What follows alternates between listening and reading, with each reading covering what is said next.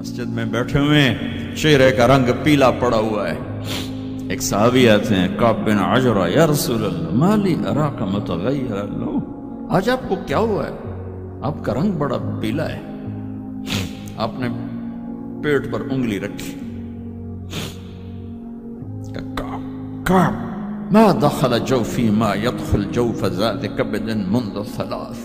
کعب آج 3 دن گزر چکے ہیں، میرے پیٹ میں ایک لقمہ داخل نہیں.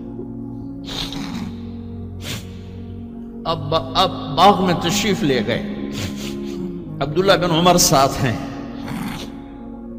کھجوریں گری پڑی، خراب کھجوریں اٹھا کے صاف کر کے مٹی جھاڑ کے صاف کر کے کھانے لگے.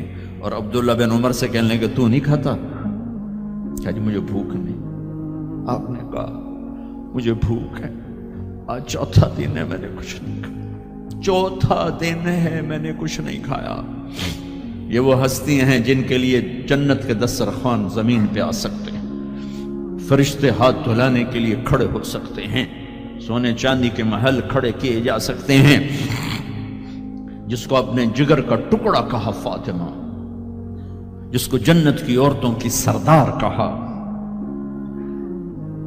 جن کا آسمان پہ فیصلہ کیا پھر زمین پہ ظاہر ہوا. آپ نے ممبر پہ کھڑے ہو کے فرمایا لوگو جبریل میرے پاس اللہ کا پیغام لائے ہیں کہ میں اپنی بیٹی فاطمہ کو علی کے ہاتھ میں دے دوں. ان کے گھر تشریف لے گئے، وہ بیمار تھی. اب بیٹی میں اندر آ جاؤں، میرے ساتھ ایک عرب سردار بھی عمران. عرض کہ یا رسول اللہ میرے گھر میں تو کوئی بڑی چادر نہیں جس سے میں کوئی پردہ کر لوں. اسی طرح چادر ممبر تے بھی بچھائی ہوئی.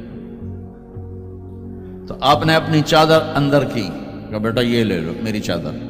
باپ کی چادر سے اپنے جسم کو لپیٹا. آپ اندر آئے، پوچھا بیٹی سونا بیمار ہو کیا؟ تو باپ کو دیکھ کے رونے لگی. کہ یا رسول اللہ بھوک تو پہلے ہی تھی، اب بیماری بھی آ گئی ہے، 2 امتحان آ گئے. طائف کے پتھر کھا کے مسکرانے والا، احد پہاڑ میں دان توڑوا کے ثابت قدم کھڑا ہونے والا، بیٹی کے آنسوں نے موم کر دی اور آپ کی آنکھوں سے بے ساختہ آنسو آئے اور آپ نے ایسے گلے لگایا اور آپ بھی رونے لگے.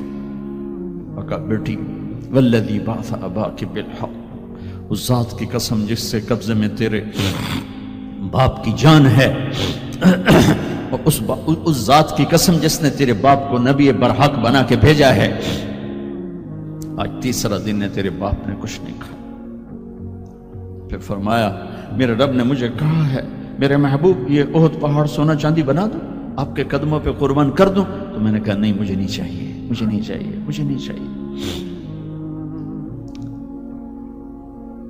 میرے بھائیوں، میرے نبی نے اس امت کے لیے اپنا سب کچھ لٹایا ہے، اپنے گھر کو لٹا دیا، قربان کر دیا. آخری تھے، آپ کے بعد کوئی آنے والا نہیں تھا، ہر شے مکمل کر کے دی.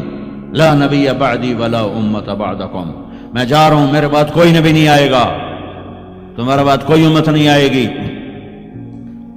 فلیبلغ الشاہد الغائب، میرا یہ دین آگے پہنچانا تمہارے ذمہ ہے. بھائیو،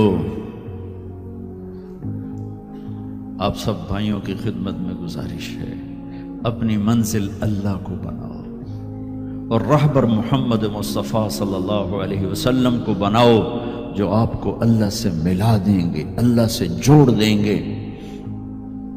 ہماری لاٹری نکلی کہ ہمیں محمد مصطفیٰ صلی اللہ علیہ وسلم جیسی ہستی ملے، آخری نبی، کائنات کے نبی، انسانوں کے نبی، جنات کے نبی.